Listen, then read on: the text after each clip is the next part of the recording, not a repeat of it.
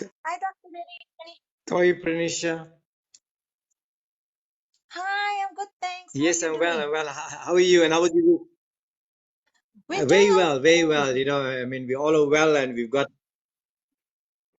yes, yes. And I think it's a fascinating time. We've got spring day coming, and we got a special full moon on full blossom. Yes. How is the full moon treating you, Dr. Reddy? Positively, and they say that where there's light and there's positive vibrations, right? And I think Mm. we have to embrace the special full moon. Yes.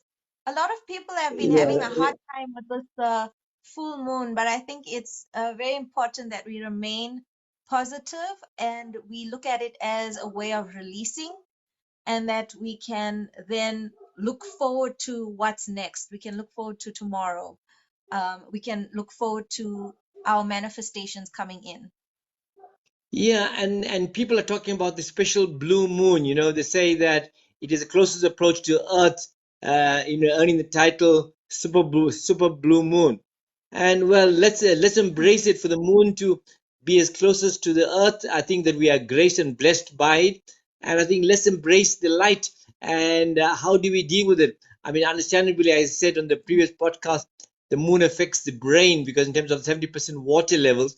But I think that let's turn it around and say we are graced to have this experience. And I think it'll Mm. be a good few years when this will happen again. I'm not sure when, but I think Mm. no, not in the near future. I think somebody told me the other Yes. day it'll be in about 20 years time, or 15 years time. I think 14 years time. Somebody told me.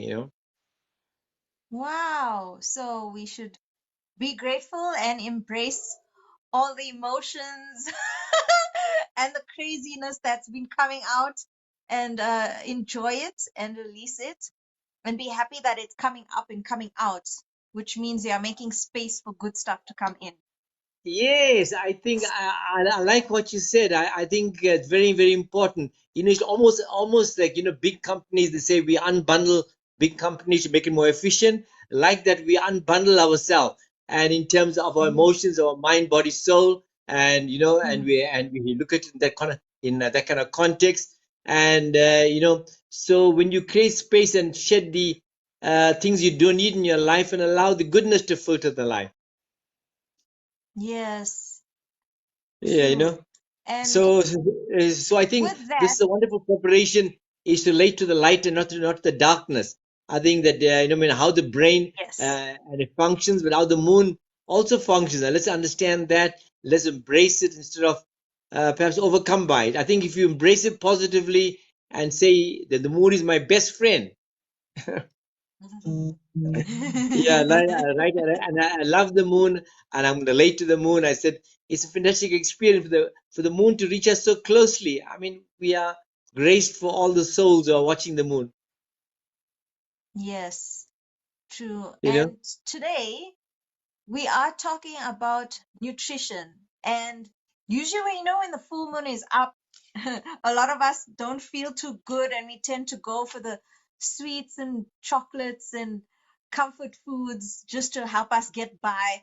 But today we are talking about nutrition. So, why is it important to talk about nutrition? Why should we care? Why should we take notes?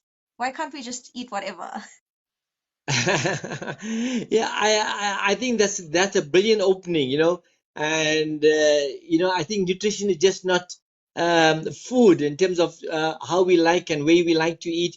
I think we have to understand that we have a mind, body, and Mm. soul. I think that we are trustees to the body, and the body is made up of the seven body systems, and the subtle part is you've got nerve endings, we've got blood vessels, all that.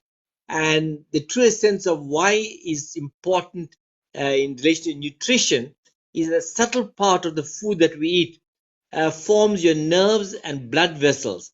And that's how important it is. Mm. And that nerves and blood vessels Mm. is connected to the whole body, seven systems. So it's very fundamental what you put into your body because it's about almost like, the most subtlest part. affects you. The nerves affect you, the arteries affect, the veins affect you, and that's the most mm, important reason, and how important nutrition mm, is. And what you take in is the way you affect your emotions. It affects your mind, and the most importantly, affects your way your body functions, right? And I think it's mm, critical. I think if the converse is that if you don't take this into consideration, you'll be overweight. It affects your skin. It affects your. I often give the story. I said, you pay for good food at the in whatever way that you purchase it or grow it. If you don't do that, I said you'll pay at the pharmacy. That's true. Right? And And I have. my Mm, philosophy is this: we should not be dependent on too many external intake like multivitamins. I'm not saying they're not necessary. I think sometimes you yeah. need those supplements, but I think Yeah. that food is your medicine, Mm, mm. And I right? also think like the kinds of foods as well. Um, because a lot of fruits and vegetables have um, some companies are using pesticides, some people are using, wax to cover the fruits and things like that. So I think it's also important the kinds or types of food that we are eating. Is that also key? Or Yes, yes, it's very important what you just said about some of them yeah, are waxed and some of them have got coverings on it. And we know yeah, for a fact that some of the apples, and why you shouldn't eat the yeah, skin, and because, they have some sort of coating or preservative or spray. I'm not 100% sure, but, yeah. I'm talking to people in the industry and they tell me that definitely that you should skin the apples and you should not eat the skin for that reason, unless eating totally organic apples and which have got no Mm, preservatives, it's got no sprays in it, and which is mm. different. Yes, yes. So, Dr. Mm. Reddy, you do something that's called, holistic dental medicine and surgery. Can you please, um, you know, tell us more about that and what exactly it means?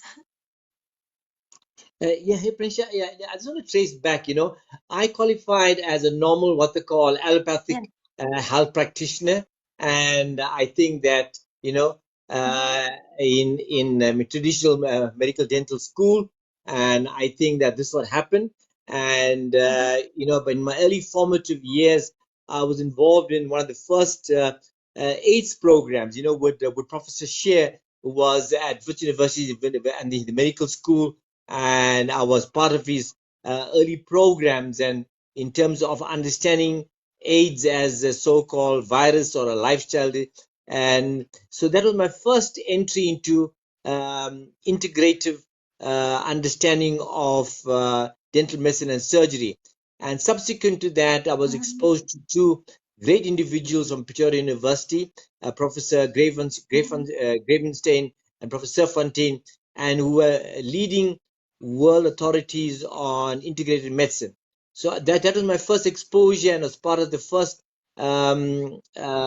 integrated medical doctors group in the world, which came from South Africa you know mm. so Wow. and when I was exposed to all these people and literature and knowledge, and I realized that there's something more than from a dental perspective. I'm using a crude terminology now.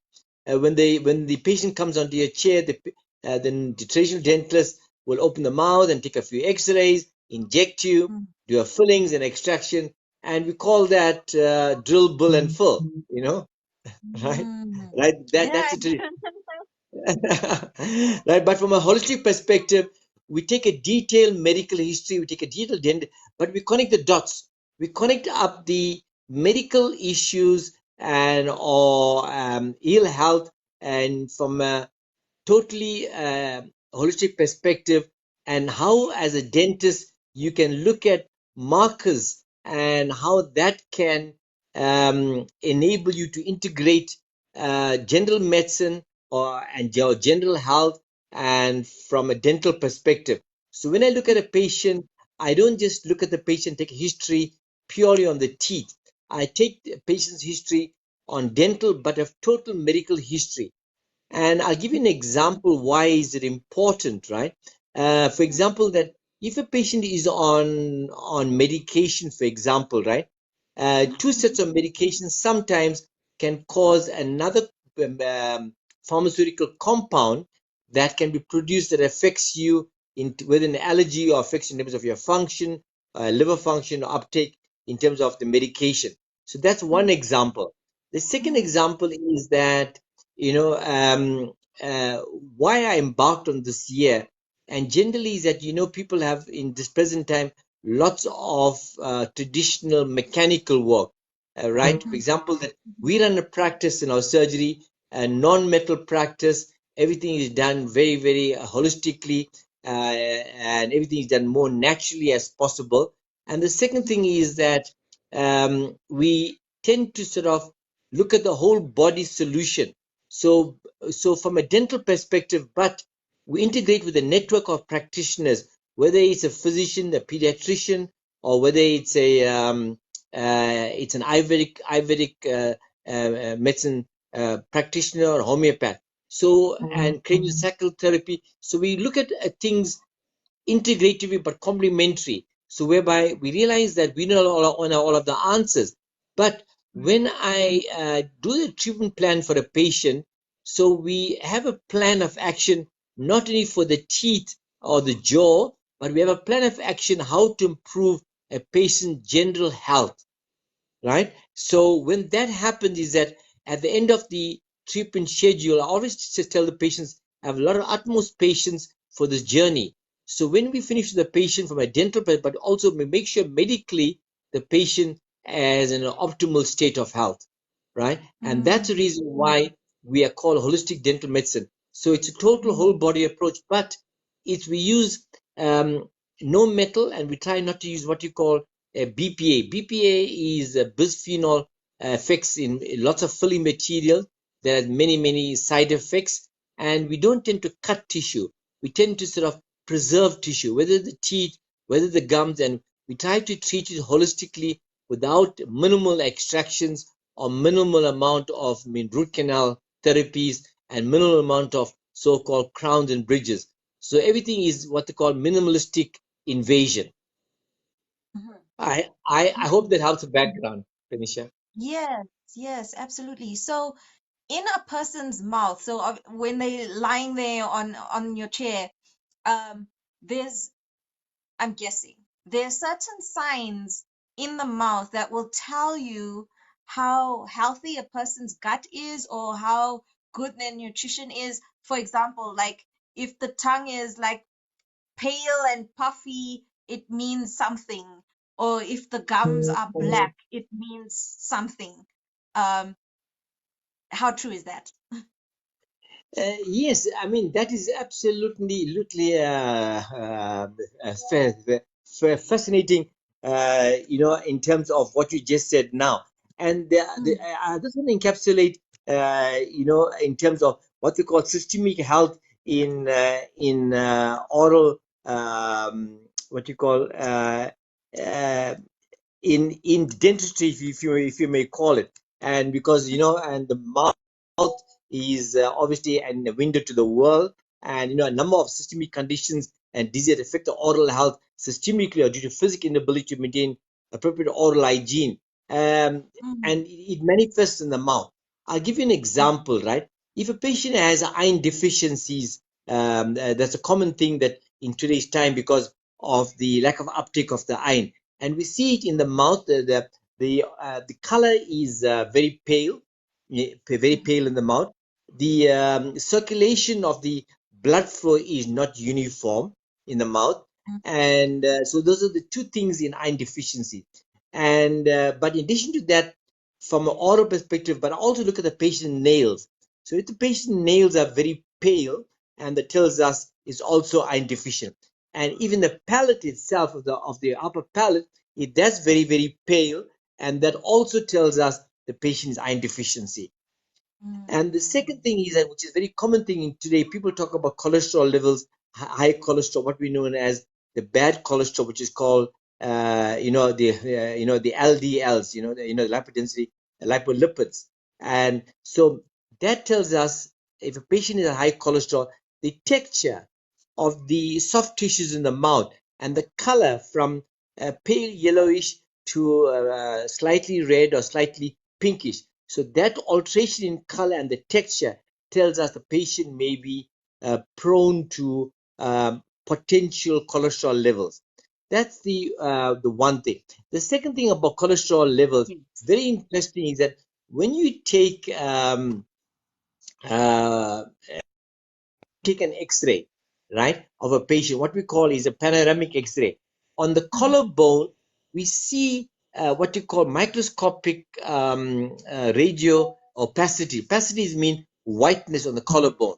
So sometimes dentists overlook that, and it's often the most cardinal effect to show that you've got early problems with your cholesterol levels. It's fascinating mm, what that can give you, mm, you know. And mm, then the third thing is that what we call oral burns in the mouth, whether to the tongue, people who smoke pipes, people who smoke cigarettes in the mouth, the heat reaction of vapors in the mouth. That shows in the mouth and the color in the manifestations, that how the systemic factors are demonstrated that in the mouth. So basically is that if the patient is not an optimal health, so the color tells you there's a iron deficiency, technically there's a bit of malnourishment in the mouth. And the other aspect on the mouth is that the mouth is too dry. That means the pH is affected from a alkaline to an acidic state. That gives an idea that you may be eating the healthy foods, but your combination of foods may be wrong, right?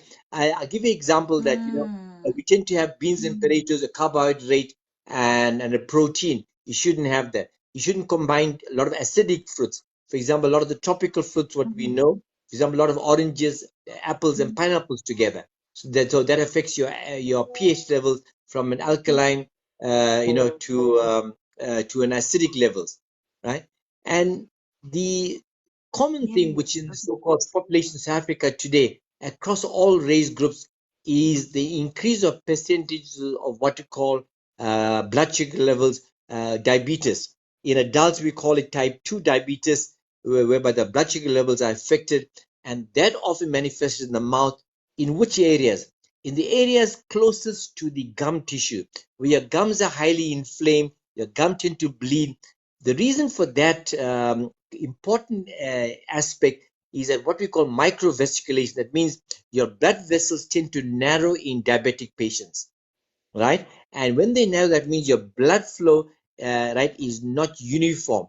And result of that, because the blood is the biggest antioxidant, and plaque and calculus tend to develop more to the minimum of irritation of foods that are residual in the part that's adjacent to the gum and the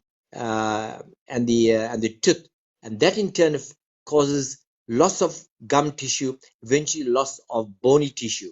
And that's why we got in diabetic patients, people tend to have loss of teeth early because they lose ligament Mm, support early and the teeth become loose.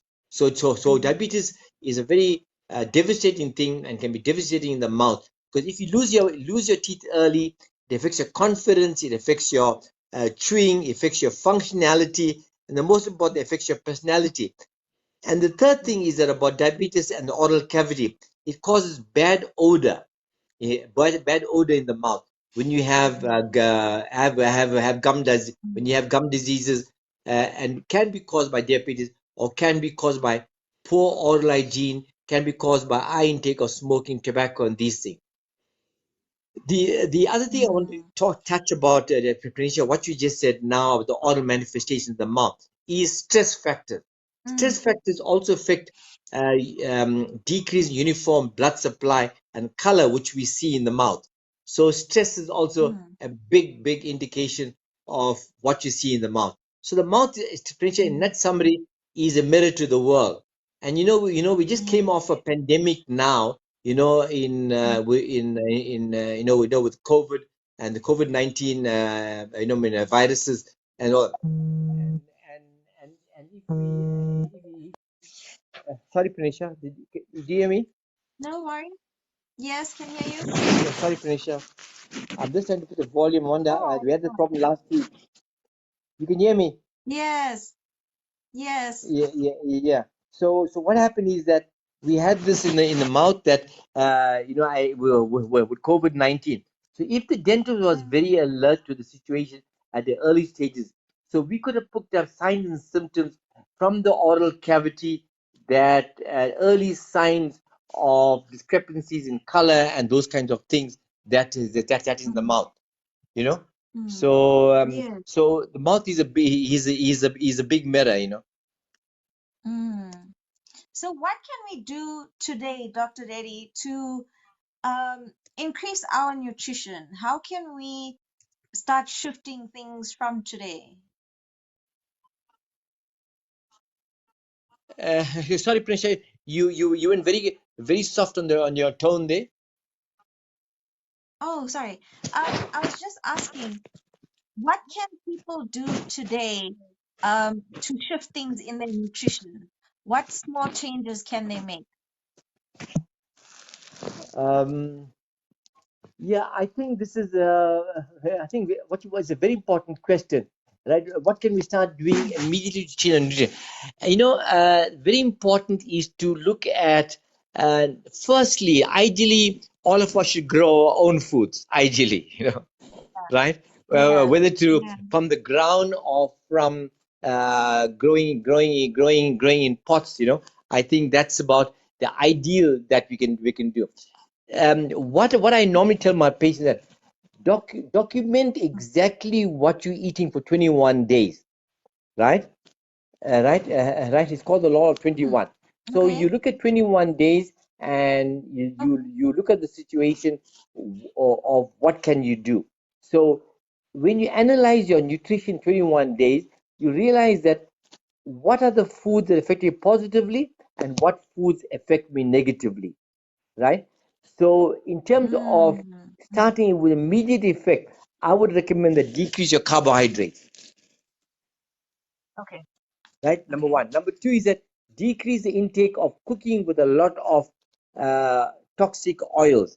If using oils, it should be cold pressed oils. The oil should be either Cold. like coconut oil or groundnut oil, ideally, and using one of the Okay, seed oils.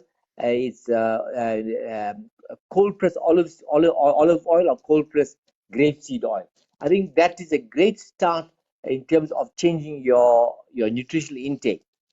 The second thing is that you must understand that what helps our digestion, our microbiomes in our colon, right? So I think the first thing one must realize that live foods like fruits and vegetables need to be eaten first, mhm, right? okay. What is the reason for that? The reason for that, the live foods affect your pepsin, Mm-hmm. right? The Okay, pepsin okay, affects your digestive tract and breaks down your whole foods, whether in terms of your fats or carbohydrates or your complex proteins and all that. So I think that's the first thing to do. So I think that to change your nutrition, live foods are first.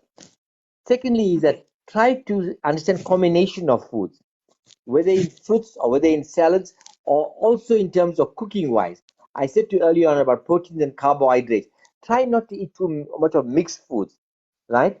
okay. And so Mhm. the thing is that, and there is a thing called and eating earlier than later. That means if you're having a big lunch, you should have, right, or sometimes have a light supper, right? Okay, And there's okay, some signs to say that you should eat in terms of when you are hungry only. So don't try to eat too much of tidbits, right? Over there. okay, okay, So what is the understanding of that? If you have whole foods, which are what you call slow release food, that means where the sugars break down in a sustained released way, and not like high sugars or junk food causes quick energies that in a vertical direction. Slow release food. I think that is important. Like example, some of the nuts, some of the sprouts, and we can talk about it just now, right? So I mhm, think that understand that um, you have to understand that when does your digestive tract activate itself optimally? When you allow your digestive tract okay, to be at rest.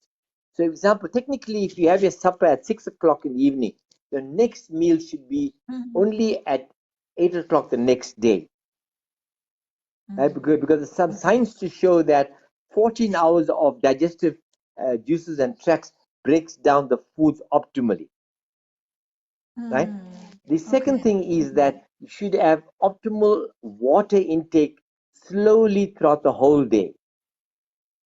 Slowly, Thirdly, is yes. that in the morning, what should be your intake? Hot water, slice of lemon, and cloves. So lemon gives you a Okay. vitamin C. The water Mhm. helps your fluid levels, and cloves as an antioxidant. I think to start Oh, off with, those changes we can make immediately. In summary, is that your water intake, your wow. morning hot drinks, your eat after 14 hours in the evening, have a substantial lunch, but have a light supper, and try not to combine foods Mm. together. I hope that helps, Pranisha. Yes, it does. Just quickly on Facebook, Carmen, what Dr. Reddy was saying is a way to sort of analyze your nutrition is to create or have a journal and do it for 21 days. For 21 days, you look at every day and see, what foods make you feel good, foods make you feel bad. Sometimes we have an allergic reaction, which is like bloating sometimes, cramp. So when you have this journal, it will give you a deeper insight as to what your nutrition is, because I feel like everybody's nutrition is different, and we will get to that in a later stage at how nutrition differs from each person. But Dr. Reddy was saying for 21 days to keep a journal, and that will give you a deeper insight as to where your nutrition lies and what we can improve on. I hope that answers your question. Um, where were we? Yes, Dr. Reddy, what superfoods can we eat to get better sleep or to lower stress and anxiety? Because a lot of people today, if you ask them, the main thing that they're feeling is stress or anxiety or they can't sleep. So what foods can people eat now that will help with that? Okay, Prince, I'm going to break it up into break up the question into two parts, right? The first thing is I just want to highlight some common superfoods, right? All the berries are very good.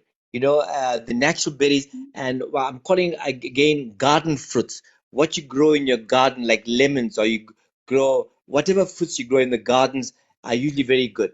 Avocados are very good. All the Mm, nuts are very good. Whether it's almond is a great brain food, right, and gives you vitamin B12, and it's a great food in terms of the neuronutrients. Things like spinach are very good. Kale, broccoli, and lots of the things you can grow in the mm. garden. You know, and I Okay. mean, people tell me you can also grow spirulina. I know for a fact that sweet potatoes are great superfoods which you can grow in your own garden, right? And foods which are a Mm. little more slightly expensive is like quinoa, But I would recommend Yes. that from definitely all the berries. Mulberries grow in the gardens very easily, you know. And instead of having normal bread, wheat bread, we can bake our own breads. For example, using rye flour or a bit of soya flour, rice flour. There's a lot of things that we can do so to improve the sources of what we call superfoods, right? Right. So just want to ask you, like to answer the next part of the question, the stress levels, and what affects it, and what affects in terms of your sleep, and let's understand first sleep and stress. I think there's a great correlation when you don't sleep well is because you stress, and then so how can the correct diet or nutrition nutrition affects it. So definitely we know that your sleep is affected by your stress, and if you don't have regular sleep habits or you don't sleep properly, so it's a vicious cycle, of Yeah. stress levels, you don't eat properly, you eat junk food, you have poor food choices, and then Mm, unfortunately poor food choices creates greater anxiety. Greater anxiety causes greater poor sleep, you know. And I think mm, that one must understand that it's converse and reverse. Sleep deprivation affects the body intake, in terms of your understanding of how your body knows when to sleep and when not to sleep, right? Sometimes, what thing called power naps helps a lot, you know. mm. And so Yeah. so we have, what you call in the brain, neurotransmitters that tells us, the brain, when to consume food, when to consume a few calories. So when you don't sleep properly, your neurotransmitters that release the message when to eat and when not to eat is affected. That's the reason Okay. why the sleep is almost like critical, that you must Mm, have be restful. And in order, in terms of mm, your stress levels, how do you get affected by it? Because you understand that if you don't sleep properly and your neurotransmitters cannot tell you when to eat or when to consume your calories, and and how that in terms of your food choices. So we find that people who are stressed don't to have very good food habits. They tend to have quick foods, and tend to order online, Uber Eats, or whatever it may be. But I think yeah. that one needs to be very, very careful with that. What we find that, in terms of helping sleep patterns of nutrient intake, is a high fiber Mm, intake, right? So things mm, like oatmeal, oat bran, nuts, some of the beans, and I spoke to you early on, eating fruits and vegetables first. So definitely caffeine and these things don't tend to affect this positively, right? And in terms okay. of your sleep patterns. So, but I think definitely, if you concentrate on the food that I mentioned now, and I think that will be a great effect. Mm, So the other things that affect sleep patterns, Prenisha, is excessive sugar intake. Can cause you to okay. wake up more frequently. Can ask you to wake up, and whether to urinate more frequently. Sugars affect Mm, you that very profoundly.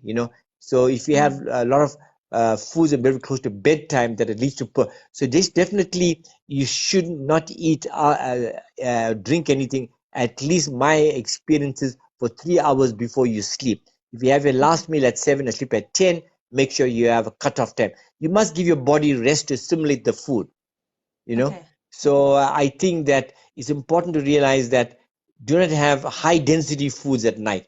You can have, Mm, I mean, I have myself a glass of hot water with lemon, and if I have to have it after my meals. The reason for the hot water, Pranisha, and not cold water, that when you have foods which are cooked on heat with oils or fats, for example, any of the oils, or whatever it may be, right? So the hot water breaks down the so-called high density carbohydrates and the complex foods and the lipids and these things, which are mm, in terms of being cooked. And cold water should be had before meals, not after meals. So it's very okay. important how you Okay. eat and when you eat. Mm.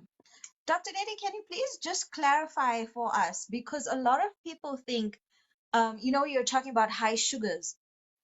A lot of people think if they just cut out sugar, like king sugar in their tea or something, that sugar levels will go down, but that's not necessarily true.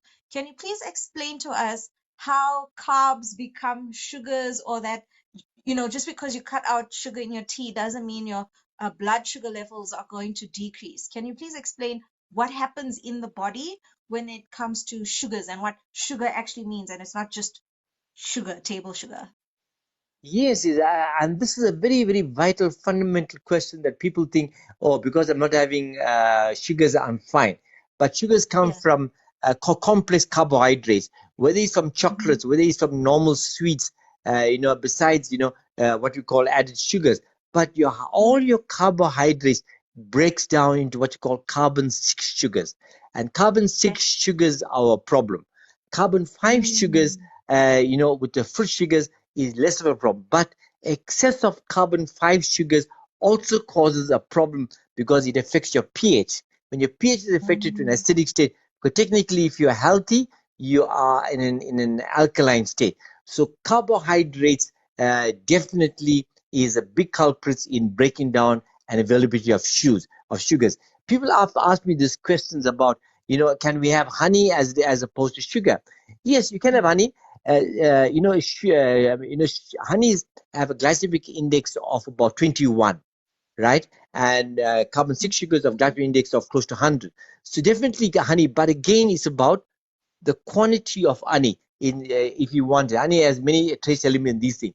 Then there's another part of honey, what we call is honeycomb. Honeycomb has which is more nutritious in terms of nutrients and trace elements. Is that the honeycomb? You have a half a teaspoon or quarter teaspoon a day. It has a bit of fiber in it. But the most important thing, the glycemic index of honeycomb is close to 7, which is much lower than honey, which is close to 21. Okay. Okay. Yeah. Yes. All That right. does it cover that question, Prenisha, or should I? Yes. Yes, it does. Just another question popped up in my head. Um, Yeah. so a lot of people say you must drink apple cider vinegar if your sugar levels are too high. How does apple cider vinegar then bring down sugar levels? Is apple cider vinegar then not acidic? Yes, I think there's a big what can I say, a discussion today, and about apple cider vinegar, and I often get this question asked very often, in the practice, and Yes. there is some scientific evidence to show that organic apple cider vinegar is very nutritious, and in terms of its effects of what it does. And I think you need to understand that in terms of the science showing that it helps to break down what you call fats in terms of losing weight, and in terms of Um, that is the first thing. Secondly, is that commonly what we call is type 2 diabetes, right? That I think that is a big factor. We know that apple cider vinegar affects that, and in terms of the heartburn, it relieves the heartburn. And the fourth thing is that we know that it affects your LDL. LDL is your bad cholesterol. It lowers that, right? okay. And some signs Okay. to show that people who stand a lot on the feet have varicose veins, and the apple cider vinegar tend to sort of create patency of the blood flow in your vein, because technically the arteries move away from your heart, and the venous flow more towards your heart. So the varicose veins that we know that very pronounced, and there's some signs to show that it helps a lot. And there's something about apple cider vinegar from people who are cosmetologists, and they often use Mm. apple cider vinegar on the face in a diluted form, and acts as a deep cleanser and reduces acne, right? Wow. Yeah, Yeah. right. And other effects that in terms of apple cider vinegar, and we know for a fact that it affects your scalp positively in terms of reducing dandruff, and from a dental perspective, and I know people that brush their teeth, with the apple cider vinegar, and they told me that the teeth becomes whiter, but I'm not 100% sure about that. But I've had people telling me this very positively, and they've Mm. seen this in terms of that, and if you answer your question, is apple cider vinegar, is it alkaline, or is it acidic? I think that's a point Yes. that I think that you are trying to lead to me. You see, in addition Yes. to what you call acetic acid, right, apple cider vinegar may contain a small amount of what you call is the science tell you citric acid and malic acid. So the pH of apple cider vinegar, we know from the scientific aspect, is around 2 to 3, which is considered to be Okay. mildly acidic. That's the science Yes. behind it, right? Okay. Right. So Okay. so it's not acidic in terms of reaching high levels of beyond 7. 7 is ideal in terms of the alkalinity, and because apple cider vinegar contains a bit of acetic acid, which has an alkalizing effect on the body. So the acetic acid in apple cider vinegar alkalizes the body. I mean, myself, you ask me what I do with apple cider vinegar.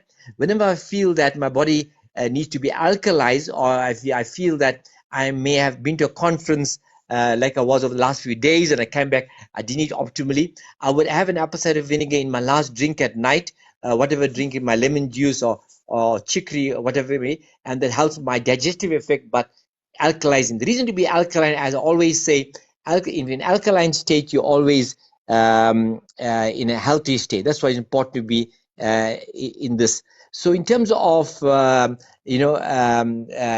acetic acid, there's some science to show that it reduces sugar cravings. Okay. Okay. Right, so that helps a lot. The second thing about sugar cravings as well, and we get people to have small amounts of ginger, right, and which is suck on the tongue, but they're also used for people who tend to smoke a lot, so how to reduce to reduce that kind of habit, so I think you understand that it's a combination of things that in terms of apple cider vinegar. I often ask this question, in terms of the pH. Vinegar is slightly more acidic than lemon juice, so since acidity is a catalyst in coagulate, we have to understand that vinegar is ultra acidic, and apple cider vinegar, because acetic acid results in that in the pH is about 2 to 3. So I think that one needs to understand that very clearly. You can't have just vinegar, but you should definitely, if you want to alkalize your body, break down fatty tissues, reduce weight, get your blood sugar, is apple cider vinegar, not normal vinegar. Okay. Okay. And Prenisha, Since something we very still talking interesting. about Something yeah. very interesting about apple cider vinegar, right? As well, and there's a positive effect in your heart health. How that works? Example, it lowers sometimes the potassium levels in your bloodstream, right? So if your sodium levels are very high or very low, and your potassium levels are very high, apple cider vinegar can equalize your sodium potassium balance, which affects your heart rate positively. Okay. Okay. Yeah. But one I needs to be just careful that people who got a low potassium level, they shouldn't take yeah. a lot of apple cider vinegar. Okay. I know you're talking about sodium. And when it comes to blood pressure, a lot of people then will stop eating salt so that the pressure can come down. But what I found is that sometimes you'll be eating salt, but your body doesn't necessarily absorb the salt. Um, and that's why you can still get dizzy sometimes and things like that, or you can feel thirsty or whatever it is. So what can people do to have a better absorption of the salt so they don't have too much salt that will then increase your blood pressure? Yeah. I think, Prisha, that this is I think that this is a startling question, and it's a known fact that salt, because it's sodium chloride, and yeah, it Yeah, affects your blood pressure, negatively by increasing your blood pressure. So technically, is that you don't need salt to cook if you get the combination of foods right, because all foods have a percentage of sodium chloride in it from the absorption of okay, foods in the ground, whether it's nuts, whether okay, it's a green leafy vegetable, all of them, this, right? Definitely.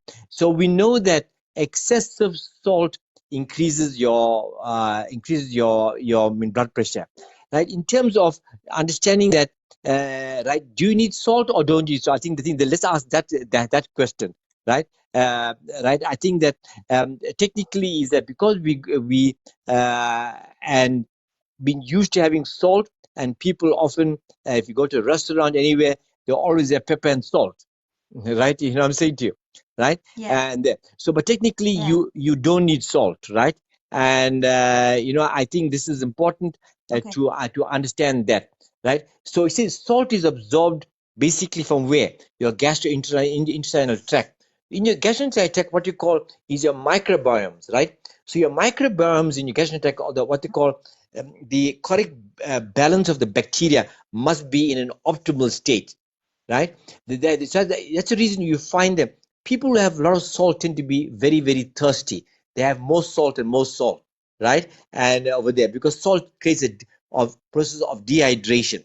So to get the correct absorption of sodium, right, basically from the salt from the gastrointestinal, so you need a correct balance in your GIT. So we know that there are foods like the correct yogurts, or we know things like kefir, and there is some artificial microbiomes that does that, and we know the things like apple cider vinegar also affects your gut health positively, and that results in your Oh, sodium absorbed correctly. So people say when I'm deficient, whether it's sodium, whether it's vitamins or whatever it is, it's usually the problem of absorption. It's not deficient because the body is like a periodic table, contains yeah. all the elements that the Lord of the universe has given you, right?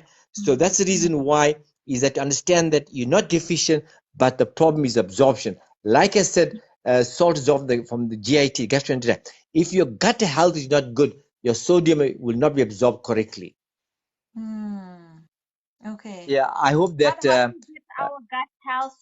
How do we get it to absorb? What? How do we? So probiotics? yes, but live probiotics, not the one over the counter, not the one over the Oh, shelf. okay. Right? Mm, Right. The live probiotics you buy, that's kept in the fridge. So you know what? So if you're buying probiotics that's on the counter, is just you just adding to your pocket of gross expense, but minimal effects of absorption. The only probiotics works the ones which are live in the fridge, right? okay. And kefir, once you learn how to make kefir, it can be very good. You know, I mean, it's easy to make, and and you could do it very easily. And I mean, there's a thing called you may have heard what you call mean kombucha. Yeah. Kombucha is as well. You know, I mean, you can make it in terms of a drink, in terms of a tea, but it is a fermented drink, as you know, right? Right, it's slightly effervescent, and you can make it with black tea, and you can have this, it's type of tea basically that is, I mean, fermented, but it's a great source of what they call probiotics because it's live. Mm, And mm, that is the big thing. And you can flavor it. After making with black tea, there's a recipe you can get, and you could add a bit of juice, a bit of spice into it, black pepper or ginger. Some mm. people even have a bit of cayenne pepper that affects your health positively. So, And I think that it's a very similar effect, if I may say, that to a bit of apple cider vinegar. So I think that your gut health is everything. I think if you get your gut health, you often uh, add your body effect, because that's the digestion of fire basically, right? And mm, so that is a very critical stage.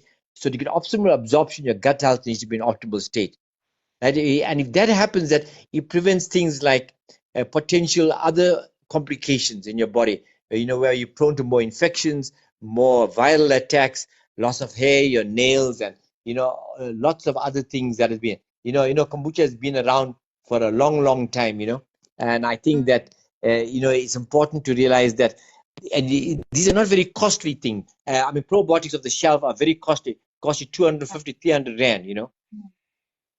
So then, would fermented things then be good for your gut, like kimchi or sauerkraut? There's a lot of vegetables that you can ferment. Would that also then be good for your gut? Yes, it can be. Yeah. I think definitely. I think kimchi. You know what? As a food source, in terms of what we're talking about, it's a very simple. As you know, it is a Korean dish. It's basically, what is it? It's salted and fermented vegetables. Mm, And a mm, conch of cabbage and radish. That is the two main things. And then you add your mm, garlic or ginger, onions, whatever you want to. So definitely kimchi. can be very positive. And same thing is with your sauerkraut as well. I Mm, think that can be also help you in terms of as fermented foods, right? But mm. again, you see that. So this fermented food, we must understand that must be used as a therapy, as therapeutic, and not as your main diet. Yes. Okay. Okay. Yeah, yeah, So yeah. So if you use it like side. therapeutically, it will Yeah. benefit you. But definitely, Okay. because the people are investing a lot on probiotics, I will definitely not recommend buying the dried ones over the counter. But kefir, you can make it, or you can buy kefir, the sauerkraut, the kimchi. Definitely, you can do apple cider vinegar, kombucha. You could do. These are not expensive things. And I think that when things are too expensive, that you shouldn't buy. Yes, I was going to ask about, a lot of people when you say you need to look at your nutrition and you got to eat healthy and things like that. A lot of people say, no, it's too expensive. It's cheaper to just buy, a polony or uh, cheaper foods. But what other options are there that people can um, that's not expensive but still healthy? I know we talked about, planting your own vegetables. I think that's a good idea. But what other things can people do that's cheaper for them so that they don't think that being healthy means being, broke because you're buying expensive stuff?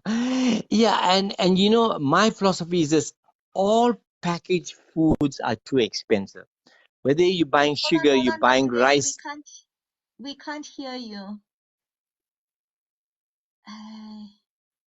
Uh, Can you hear me now, Prenisha? Not really. I don't know how. Let's turn off and then Just let's let turn on.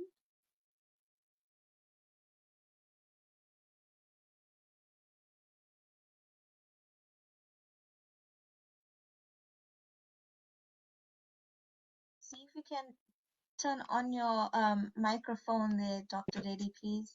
Prenisha. Can you hear me now? Ay, ay, ay. Now? um, let's see if I can hear you now, Dr. Reddy. Can you hear me? Oh, let's invite Dr. Reddy back. Sorry about the technical issues, you guys. It is full moon. This is what happens around tech. Hello? Okay, I'm back. Can you hear Yay! me? Yes. These things always happen over Ye- full moon, you guys. The energies are all over the place. Tech just crashes. Uh, yes, yes, yeah. So we were talking about the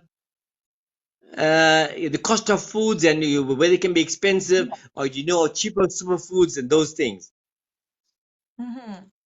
Right? Is that is that Yes. is that correct, Pranisha? Yeah, yeah, yeah. Yes. Definitely, I can tell you, Pranisha, that the critical factor is about healthy food is not necessarily having an expensive outlet, or, for example, buying expensive probiotics and these things. My philosophy is that Mm-hmm. to eat healthy, you should try to grow your foods either in limited space through pots of growing. For example, you could make a nice mint tea. You don't have to buy expensive teas, right? And you could make a healthy drink with lemon and lemon water, lemon juice, and so if you buy expensive things, you must always look for food you can grow easily, and look at foods you Mm-hmm. buy not in pre-packaged as far as possible, right? And Mm-hmm. Okay. I think that if you, for example, that if you're going to look at you buy in the free markets, or you buy wherever it may be, or some of the bigger fruits and veg shops, and I think you mustn't buy packaged fruits or packaged vegetables, or packaged food as much as you can, right? And I want to give you a Mm. simple hint about superfoods which are least expensive. It's called Okay. sprouting, right? And there are four kinds of Mm. sprouts that gives you all your nutrients you need. Number one is your green.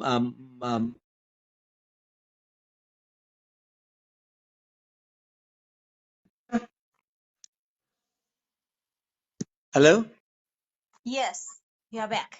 hello, Can you Prenisha? hear me? You heard me? Yes, I Yeah, yeah, can I can hear hear you. you. Okay. Yeah. So I was telling you, one of the great foods to buy is not to buy, but is to buy a sprouter, right? Right, a sprouter Okay. is one of the um, uh, right, and I think it's a great innovation because it allows you to four sprouts to do. One is your green mung dal, sunflower Mhm. seeds, your alfalfa, and chickpeas. So basically, what do these foods do? You grow them in short sprouts, medium, and long sprouts. So Okay. each degree of sprouts give you variables amount of nutrition, right? Mm-hmm. And these are not expensive things to do. So that can be your sustained intake in terms of using it with the rice or of rye flour or rye bread or the sourdough bread, whatever it may be. You add that to your food to give nutrition. Now, chickpeas is one of the great superfoods that we know, right? And they say that half a cup of chickpeas give you all your nutrients you need, your fiber, your protein, and your trace elements. It's a great superfood. Like, and sweet potatoes is not an expensive food. Things that grow in your garden, your spinach, your mulberries, your blackberries can grow. And I think a lot of things you can grow out of your own things. So I think don't look at investing in packaged foods, but look at all around you that you can use and how you can cook. For example, you don't have to overcook foods, right? I Mm. think that overcooked foods you deplete the nutrients, right? So Mm. I think Mm. that that's my big take. My own self, we do a lot of sprouting at home, and we try to live a lot of the land, and obviously that in winter, you have to cover your in especially in Johannesburg, Yeah. with the frost bedding cloth to prevent frost getting affected vegetables. But that's my advice: eat Mm. off the land and sprout a lot, and you can buy the nuts which are not expensive, not packaged nuts. I mean, there are a lot of things you could buy unpackaged. Mm. Okay. We just have a few comments on Facebook. Um, it says also the traditional Indian way of making pickles through the process of fermentation is also great for the gut. And then also comment says, I'm making tepache. I hope I pronounced that well. I'm sorry if I butchered that. Um, she says it's a fermented pineapple drink that has been made in Mexico for centuries. And I thank you for bringing that up, Carmen. A lot of the older people, the older generation, that they lived to 100 and over 100, were very strong and stuff like that. And they didn't have the kind of medicines that we have, although they are stronger. So a lot of what the older people used to do when it comes to health seems to have worked better than modern medicine. That's just my opinion because, again, they were growing their own fruits and vegetables back in the day. There weren't, pesticides, there weren't things covered in wax. The soil was better as well. And I think the older people, although we don't know where their knowledge came from, they knew like ginger was good for you, they knew garlic was good for you. So a lot of what the older generation has brought us up on seems to be I'd like to say it's the superfood, like what a lot of what the older generation tends to give us. When we're sick, they'll make a concoction and it will work. It's just fascinating how they knew things, and here we have science and technology, but it's just, according to me, the older generation, those concoctions still seem to work better. No, it's fascinating. I mean, I call it good granny's remedies, right? Yes. Right? Exactly. Yeah, Yeah. right. Right. I'll give you a good example here. I have these younger families who are my patients, and the children who don't sleep properly. I often tell them, ask the grandmother to give the baby a good massage with sesame seed oil under the feet, under the body, Mm. and the emotional touch is one thing. And the sesame oil acts as a Yeah. natural anti-inflammatory, is good for the skin, and children sleep like a dream. and Mm. uh, and and I could recall it that you're talking about expensive things, right? There again, I'm going to give you a simple thing that can grow in our garden is a camphor plant. You know, so Mm. basically is that the camphor plant, and you crush it and you wrap it around on your chest. If your child or somebody is not well, and creates degree of warmth and it affects your chest positively. Yes. Yes. Yeah, Just. and for example, to hydrate yourself, you can make a beautiful tea of mint and rooibos tea, and you can get it chilled, and you can put it in the fridge and drink it in Mm. summer, you know, and Yes. Yes. and winter, turmeric is becoming a big thing. What we call, they call it, they make turmeric in lattes now, a turmeric latte and all that, and turmeric is a Mm. great antioxidant, is a great antimicrobial, and Mm. there's a capsule called biocurcumin. Biocurcumin is basically is a high quality turmeric. It's got rhizo and is very good as an antimicrobial. So turmeric is natural. Turmeric as well is not expensive. You can buy turmeric and use it in your food. I mean, fresh turmeric, Yeah. and you can even grow it like ginger. Mm. Although, just make sure you don't touch dishcloths or anything white. No, white with father will kill you. Yes, yes, Um, yes. yeah.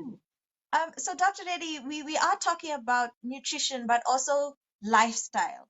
So what does it mean? People say, no, you need a lifestyle change. What does that mean? And do you have any tips? Because it's very easy to stick to your routine. It's very easy to stick to what it's easier to grab the bag of chips or the slab of chocolate rather than going for nuts or a salad or things like that. um what does it mean to have a lifestyle change, and do you have any tips as to how we can transition into that lifestyle a bit more easily, because sometimes it gets like overwhelming. Yeah, yeah. One of the biggest lifestyle changes that I have myself introduced of changes in terms of my diet when I'm hungry, and I may not have sufficient time to eat. I would have a few dates and have a few cashews together. And the reason for the dates again is carbon five sugars. It has slow release effects, but also has iron in it, Mhm. which is Yes. a great thing. And the second thing is that, I don't want people to spend a lot of money again on iron tablets. One of the biggest things about iron is about iron absorption. Is to decrease your sugars and your coffee. And the simple thing is to have raisins. You take raisins, you put it in a small bowl of hot water at night, and you throw the water out. Obviously you can recycle that water, and you could put that in terms of recycling.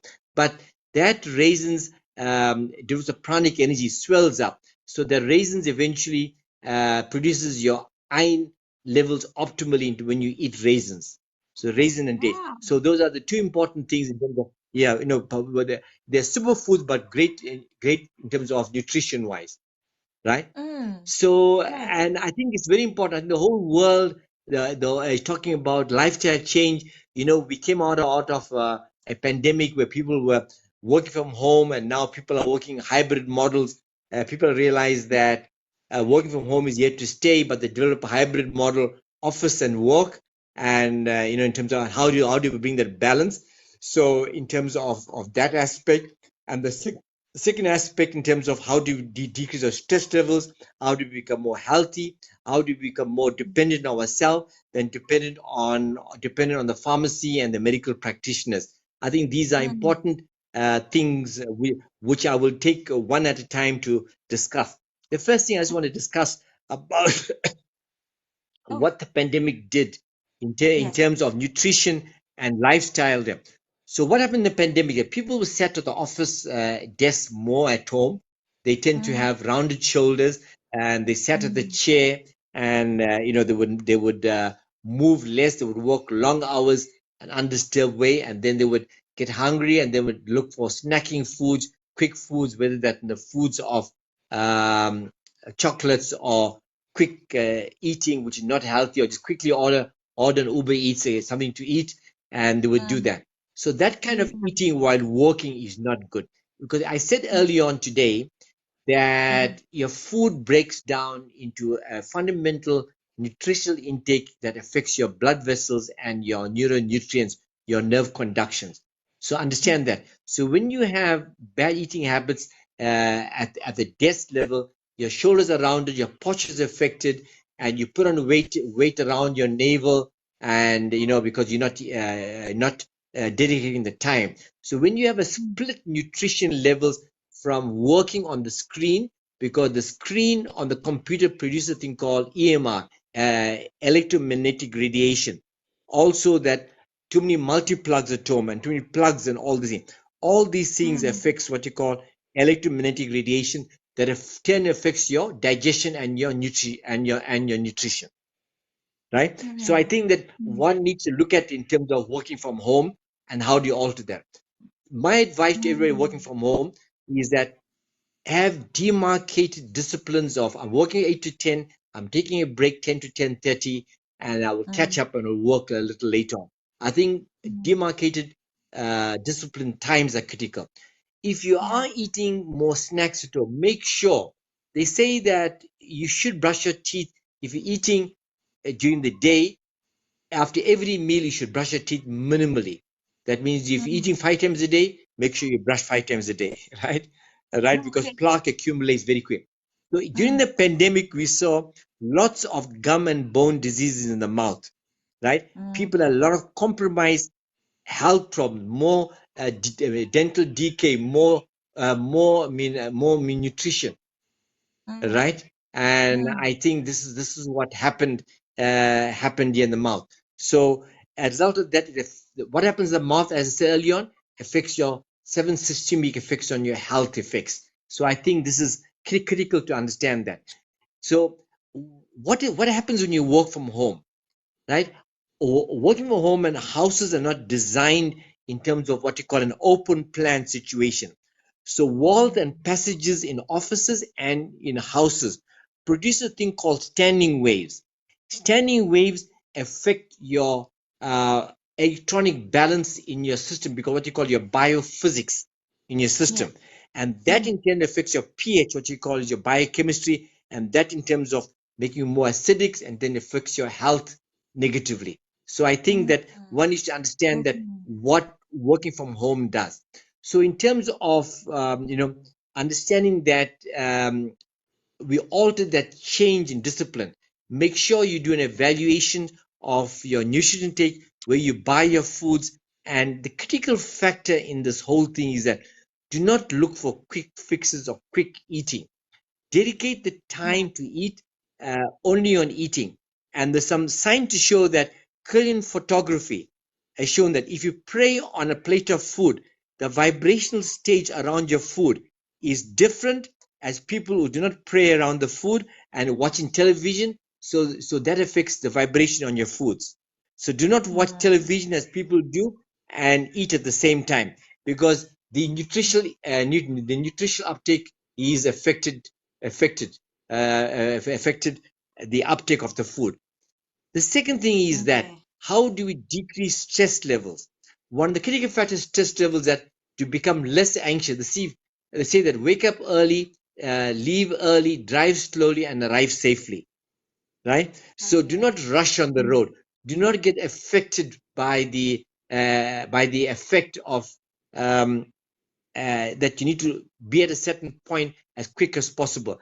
I think every you do need to be very slow, very stymied, but you'll achieve the end result, because the science shows that If you rush on the road, you'll gain 5 minutes, but not, you won't gain a lot of time, but you get more anxiety. South African Yes. drivers per se are very anxious, and we tend to have what's called road rage. You get upset with the taxi driver or whatever it is. Yeah. So I think, how do we slow our pace of life down? So in this situation, so we have our diet corrected, what they call intermittent fasting. The last meal must be at 7. The day after you eat at 9, for example. Don't eat when you're hungry. They say eat only half full. Don't overeat at all. And get your microbiomes, your colon right, your digestive tract. We spoke about apple cider vinegar, kombucha, sauerkraut, kefir, all those kinds of things. Then the other Mm. important part of lifestyle change: make sure you sleep optimally and you're more Yeah. restful. And there's certain things Mm. affect you positively. Is like the relaxing music, and get into the habit of relaxing with music or having power naps. Right? Do not get involved in conversations in a home front when you are agitated, when you are upset. You rather not talk. And the science says that if you're angry, you lie flat on the floor. You drink a glass of water and lie flat on the floor. Have you ever seen Oh. an angry person reacting when he's flat on his back? Never. No. Right. So if husband and wife are angry at each other, so I recommend both of them to sleep flat on the floor on the back. Right. Okay. Right, and then have a conversation. Mm. Right. So music. So the important thing about lifestyle change is about, it's about a habit, it's about a discipline. The first thing is about, Mm. my experience is that you do a lifestyle audit of yourself, right? And where you are. For example, every day when I leave work, I do what we call is an audit of my day. I have a small diary. I said, what made me feel good today, and so that thing I must carry off tomorrow to make it better. What did make me feel good? I must correct it. So I do an audit of myself. So you do a lifestyle audit, but you have to write it down. So it's constant Yeah. integrated awareness. So the most important person in life, Prenisha, is the self. Each one is important to yourself. How do you harmonize the world? How do you build our country? How do you build South Africa? Is being positive in our nation Mm. building. But to be in a positive Mm. framework, how do you take negative into a positive sense, which I think is very, very, very critical. My experience is that you must have a percentage of exercise every day.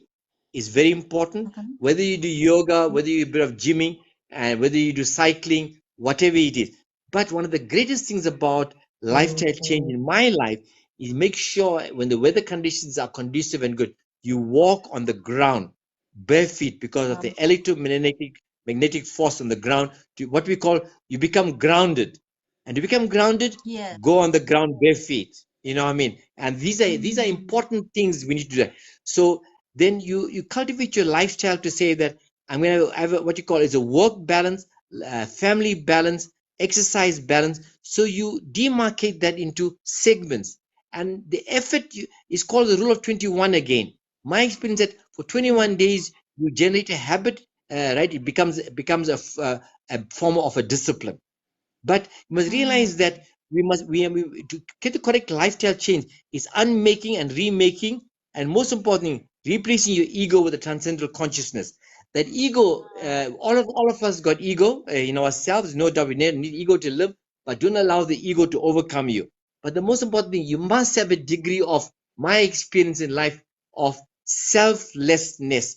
When we go to work, we earn a salary, we get paid.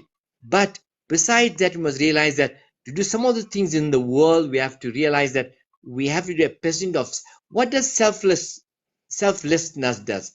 It helps us to share a percentage of ourselves with people who are more disadvantaged than ourselves.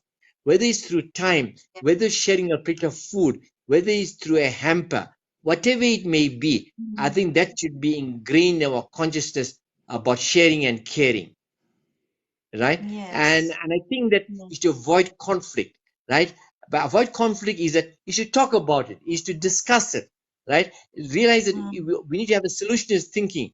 If you're positive, there's nothing that you cannot not do. That's my Yes. experience. So I think that Yes. lifestyle audit in South Africa, I think there's a great call for it.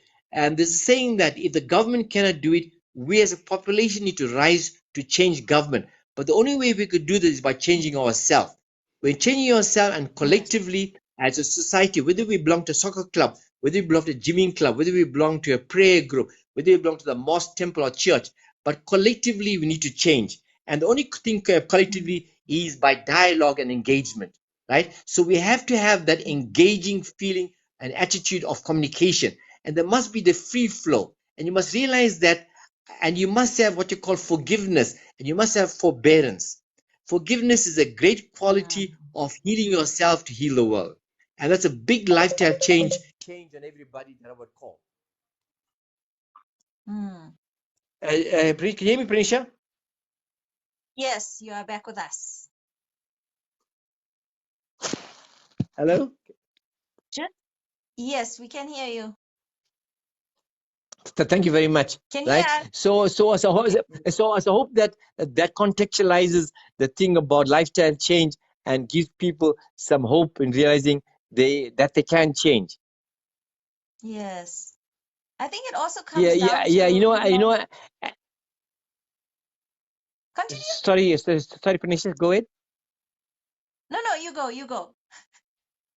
Yeah, yeah, no. I said the only thing that's constant in the world about lifestyle Mm. change is change. That's the only thing that's Yeah. constant in the world, right? This Mm. second I'm speaking to you now is history. It's over, right? Right, Yes, yes. right. And so the only thing we realize that we must be so-called in a fluent stage, and we must realize that we must be able to adapt to change, and we shouldn't be so-called in the framework to say that what, I cannot change. The fact is that we know that 6,000 cells in the body on your skin changes rapidly. So I mean, there is a power to heal yourself. I said in one of our other podcasts is that if you have a fracture of your hand, heal from within and not outside of you. So the power lies within Mm. yourself, not outside of yourself. That's true. That's true. I think a lot of it comes down to, when you're doing a lifestyle change, it's really putting yourself first, but understanding what that means is that our body, is a home to a soul.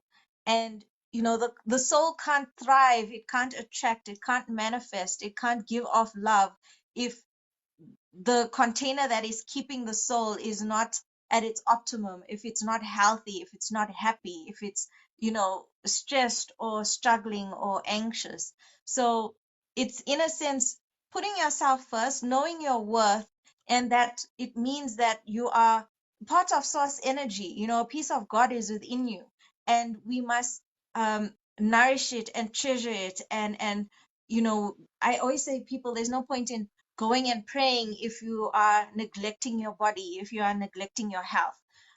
Because that very same God that you're praying to is within yourself, but you are not looking after it.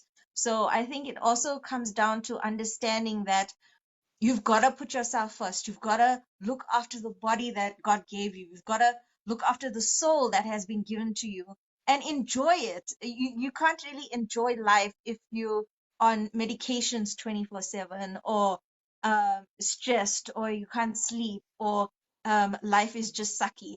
I think there needs to be a level of awareness that there's something deeper, something greater when it comes to you having a lifestyle change and understanding what is important, and what isn't. Yes, yeah, yeah, and the kick, and I think you're spot on, right? And remember something, right? Happiness is part of our natural disposition to life, right? I mean, always say, be childlike, be like the baby's always happy, right? Right? There's a child within us.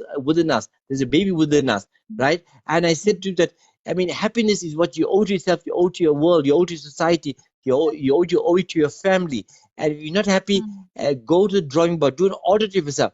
Ask yourself, why Yeah. am I not happy? Right? What's the reason for it? How can I turn sadness into happiness? I mean, as difficult as it may be, and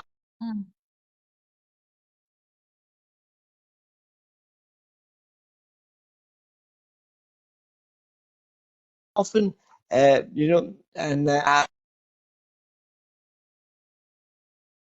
Oh, you know, it could smile on be the the face, same. and that is happiness.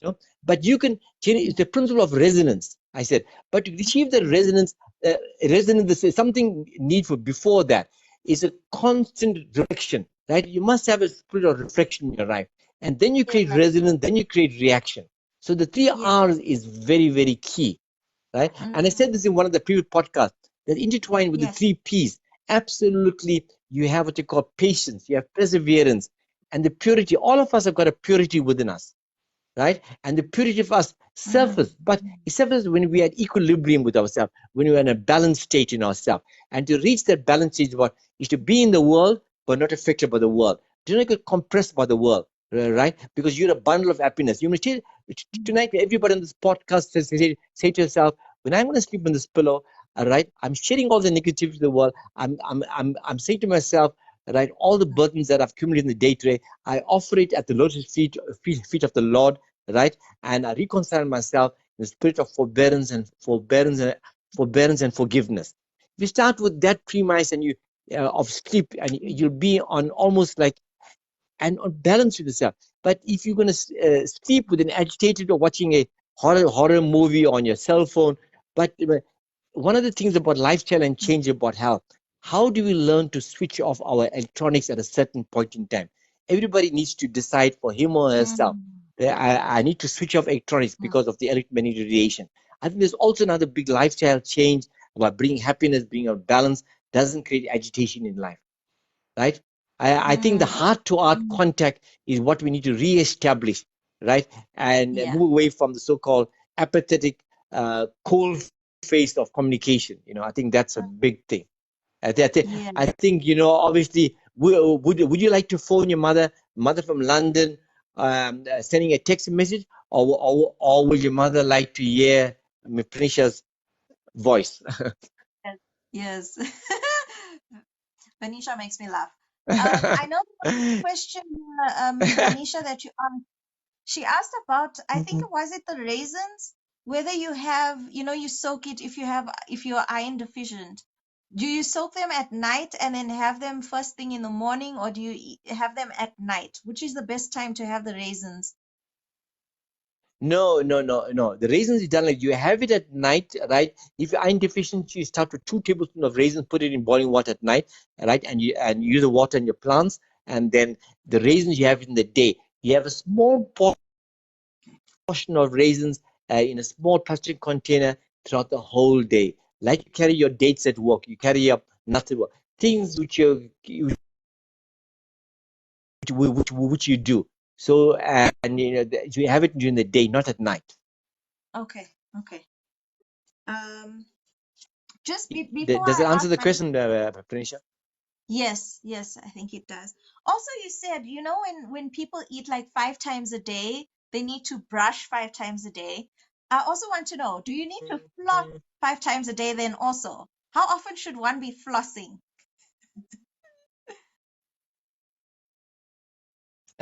Yeah, I mean, the science is telling us flossing is critical in the day and age to prevent plaque accumulation, calculus buildup, and gum health. So flossing is as important as brushing. I mean, in my case, because I'm conscious of this, I'm aware of this. I floss my teeth throughout the whole day if I eat, and I make sure and I brush my teeth at the same time. Ideally, you should floss minimally once a day, minimally, but if you floss more than that, it's ideal. Okay. How long after you've eaten should you then brush? Because I saw a post, I don't know if this is true or not, but they said don't brush immediately after you eat because all the acidity is now gone with the food, and then when you brush, then your teeth will start to disintegrate. How true is that? Uh, I'm not sure. I haven't heard that. That scenario, but I think that purely one point of the science of a thermal reaction in the mouth after eating, and if you drink hot water, and for example, that your oral cavity will be warm, and maybe your teeth are subjected to hot drink. I think you need to let that cool down. I would recommend about half an hour to 45 minutes after eating and drinking anything home, then brush your teeth. Because Okay. if you're doing something that's too hot and you brush your teeth, it causes microscopic cracks in your enamel. Oh, okay. Okay. That makes sense. So everybody, if you have Yeah. questions, please So put them I in the think comments. I think it's important. Yes.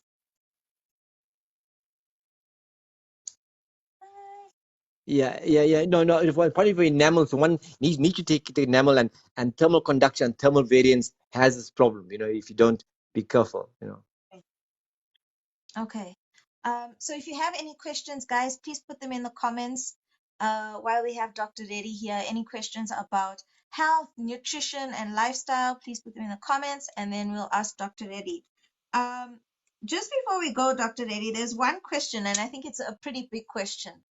Uh, when it comes to health and nutrition, and I said, we touched a bit about it in the beginning, but I said we'll get to it. Now they say that health and nutrition differs for each individual, but it also differs from different race groups and ethnicities. For example, like diabetes in an Indian person is more prone than diabetes in a white person. So, how true is that, firstly? And also, then how would we then change our nutrition according to our race group? Is that something that we need to look into before we change our nutrition? Because something might work for somebody and something might not work for somebody else according to their ethnicity or race.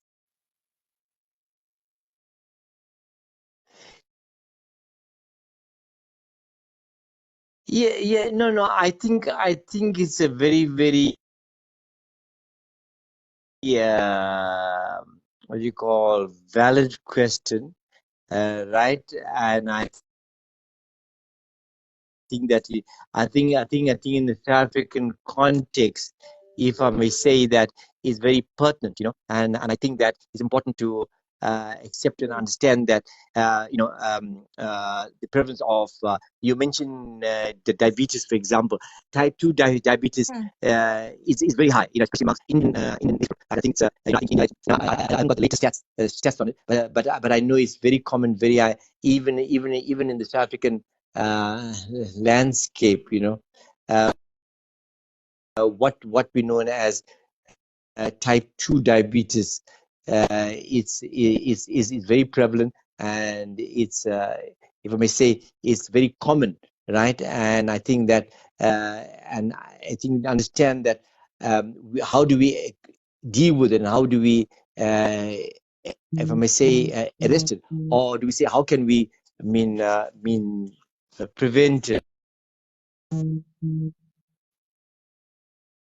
It's still high among Indians. I think the last actors about a year ago or some time ago is between 13 to 15% in Indians.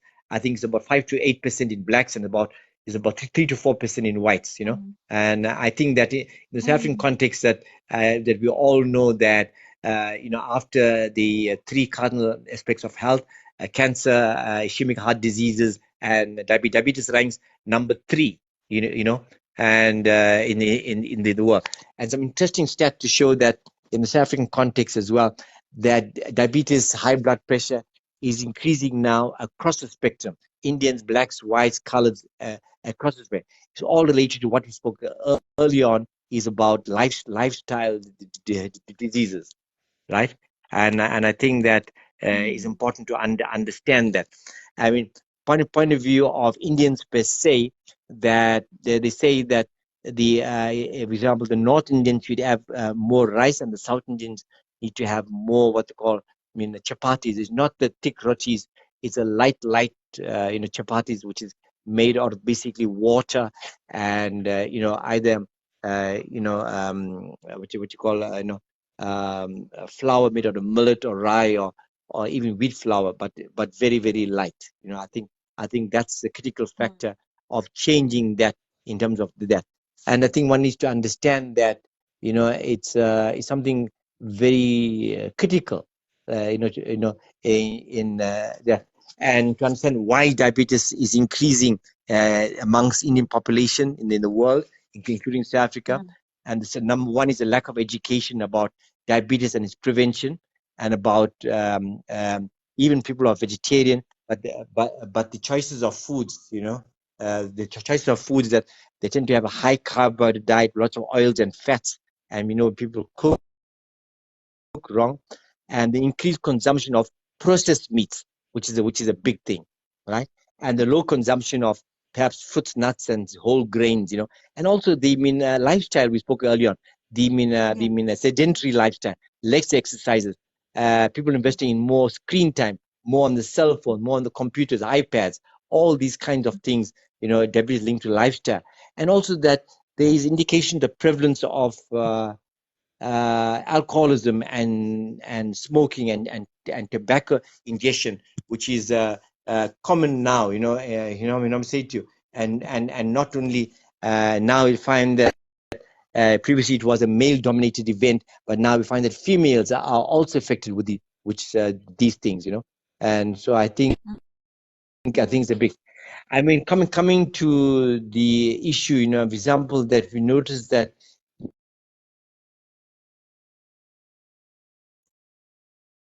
in a place like China, for example, just to give some data Mm.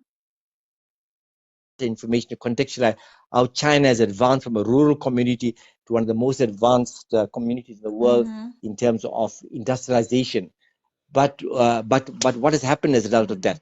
That the increase of the number of diabetics in the world, right? And there's some data to show that they are impinging upon now amongst a very high percentage of um, diabetics in the world, with about 141 million people suffering of diabetes in China, which was never this before.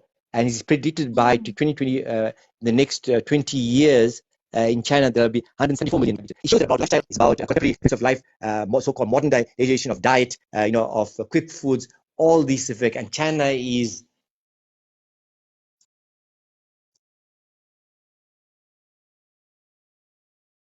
low level of that amongst the white population, cardiac diseases are more prevalent than in the other race groups, though the evidence is showing that diabetes, blood pressure, and hypertension, because of a lifestyle, is affecting all race groups in Africa across the board. It's not only just one race group anymore. So again, it comes to the point that what we spoke about early on is about lifestyle and change, right? How do we do that, right?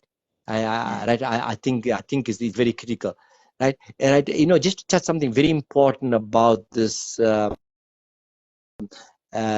disease profile that we saw during COVID, where people had shortness of the breath and chest tightness and combination, what you call is chronic obstructive pulmonary diseases that manifested during COVID, and with coughs and mucus and whatever it may be.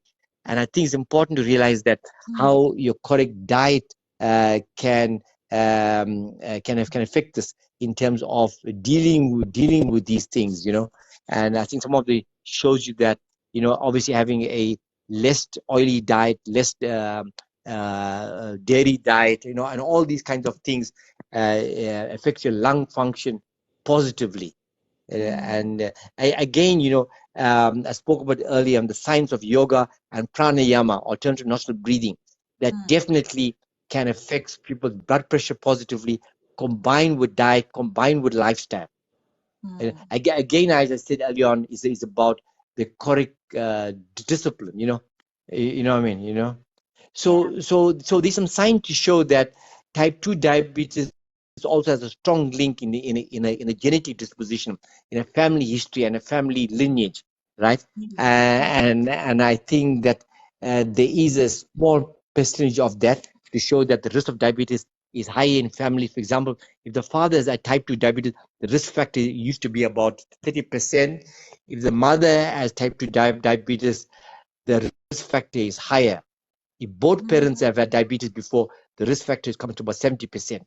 So there Sure. is that genetic factor. But Mm, in normal lifestyle diabetes situation, can it be reversed? Yes. Number one is get your BMI, your body mass in index in tune, which I think is which I think is very important, and I think that to realize that if you overweight immediately, that you decrease your weight, decrease your carb index, your sugar intakes, your general lifestyle changes. mm, Yeah, and I think it's important to realize that you can reverse things, and I think nothing that you cannot change, but there has to be will. The same thing with high blood pressure and with high cholesterol levels. I think that these kinds of things, it's important to realize that you can reverse it. There's nothing in this world that you can, but you have to have the will to do it. You have the determination to do it. To realize that there's integrated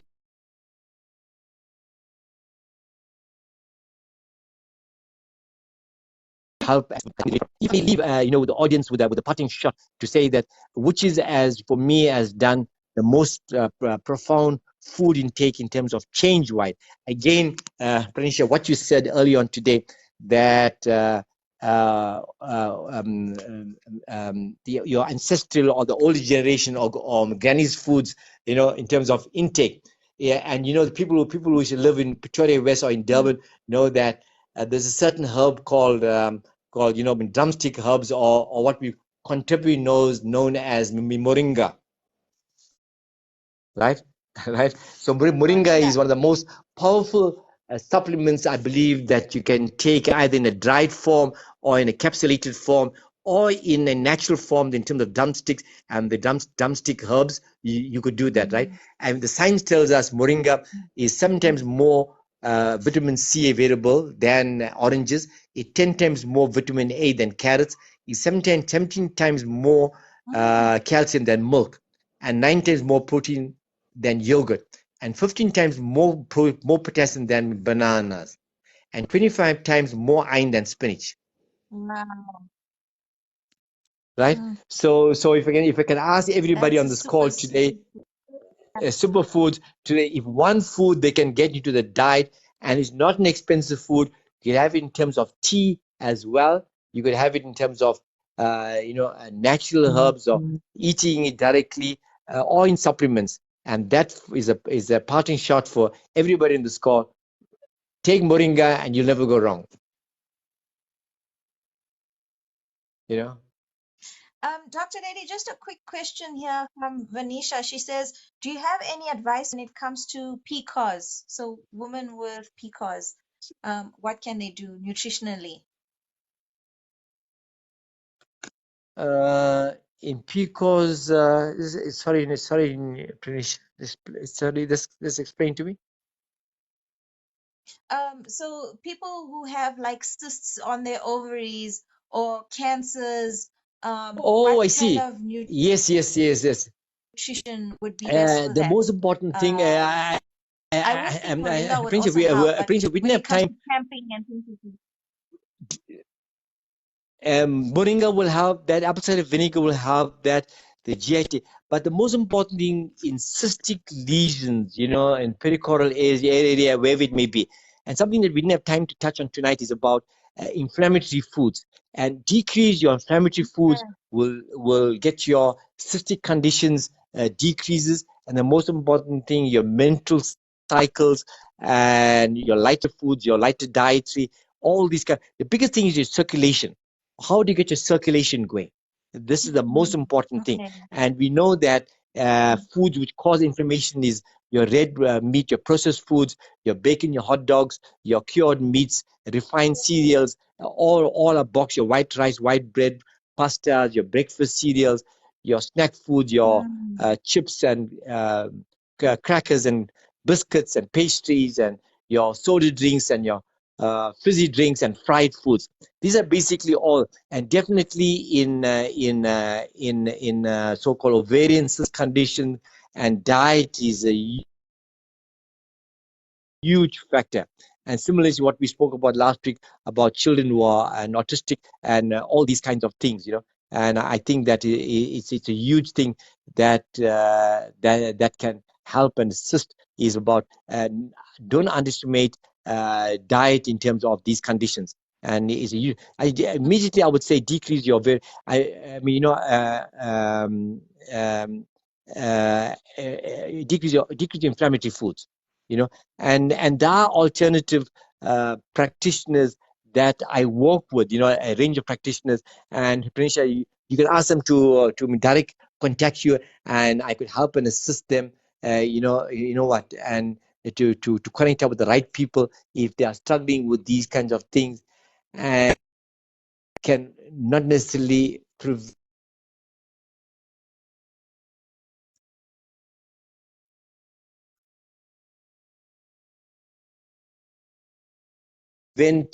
an hysterectomy or Mm. yeah, you know. So just ask them, to get hold of you, and then you can definitely we can talk about it, and we can help them directly in a private setup. I would appreciate that.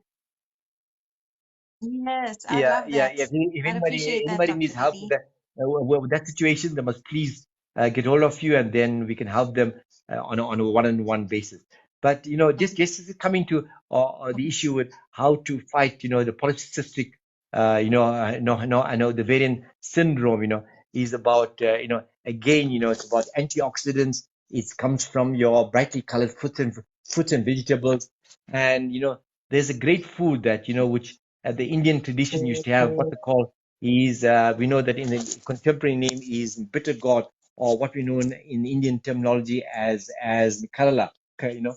And I Mm. think that's one of the food that is recommended, that is low in Oh. calories, but is rich in nutrients, and also affects people in terms of insulin or blood sugar levels that are resistant. And so Kerala as a food is a bitter food, helps that as well in getting your blood, but also helps in conditions of what we know in polycystic, and ovarian syndromes, you know.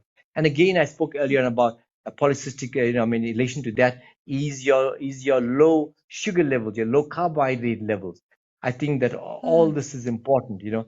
And and Mm. one of the biggest factors is that, is what you call is a potent antioxidant is your green juice diet, consisting of Mm. cabbage, spinach, mint, and all these kinds of things. And also that fruits as well. Be careful of too many fruits with high amount of fructose, so that can also affect you.